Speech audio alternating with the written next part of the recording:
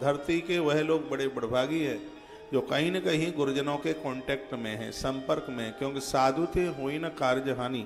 संतों के साथ जुड़ने से कभी किसी भी प्रकार का कोई घाटा नहीं हो सकता। आग लगी आकाश में बरस रहे अंगार, साधुन हो तो जगत में तो जर जा तो संसार।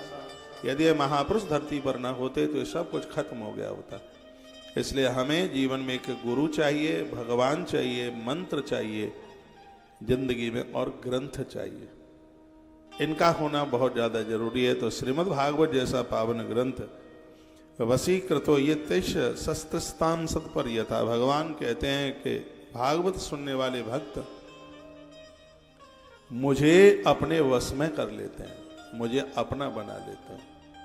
यह भगवान का कहना है। आइए मैं प्रसंगों को आगे के लिए बढ़ाऊं, जिसमें श्रीमद् भागवत में दो लोगों का वर्णन किया है। एक वह व्यक्ति है जो गोकर्ण बन करके आता है,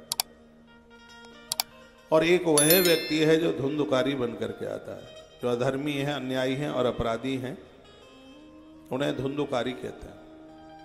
लेकिन जो दूसरों के कल्याण में लगे हुए हैं और अपना तो कल्याण उनका हो ही रहा है, उनका नाम है गोकर्ण। जो अच्छी बातें अपने कानों से सुनते हैं, उनका नाम गोकर्ण है। दोनों की परिभाषा भगवान व्यास ने लिखी है।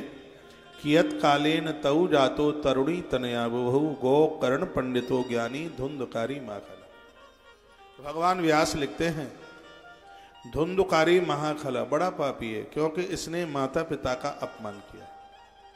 धरती पर अपराध बहुत है, लेकिन माता पिता को कष्ट देने के बराबर इस धरती पर कोई दूसरा अपराध नहीं है। इस अपराध से तो कोई मुक्त नहीं हो सकता। एक राजा त्रिदस्यु की कथा आती है।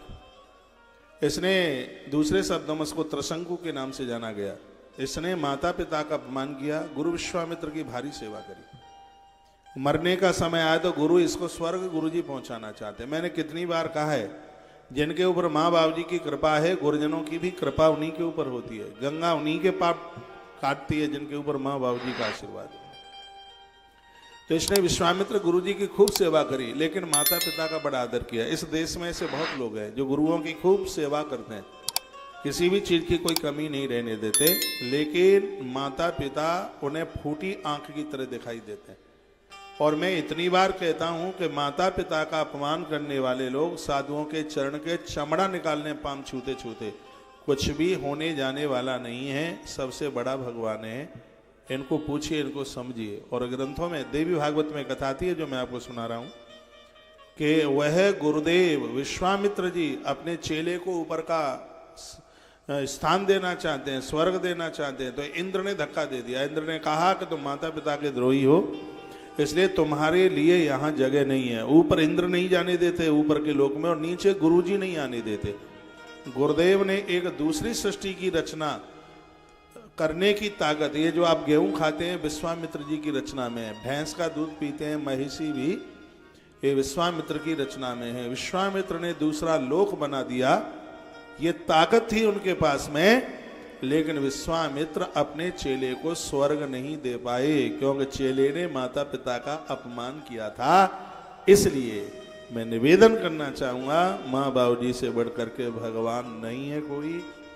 इस बात को बिल्कुल समझिए, ये ठीक से समझ में आ जावे। श्रवण कुमार का चरित्र कहता है कि प्राणों की आहुति डाल करके भी यदि माँ बाबू जी की सेवा होती है तो वह अपने आप में बहुत ज्यादा सस्ती है। माँ बाबू जी के पूजन में राम का भी बड़ा नाम है, लेकिन जब भी किसी का बेटा अच्छा होता है तो यही कहते हैं कि मेरा पुत्र श्रवण कुमार है।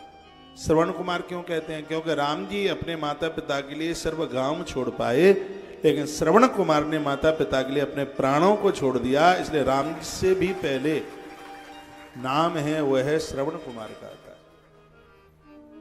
माता पिता गुरु की सेवा जो करेगा, सम्मान दुनिया देगी, वो फूलेगा और फलेगा, उसके जीवन में कभी कोई कमी नहीं रहेगी। कियत कालेन तऊ जातो तरुणी तनया बुभु गोकर्ण पंडितो ज्ञानी धुंधुकारी माखला। धुंधुकारी को महापापी बताया गया, कभी नहाता नहीं है।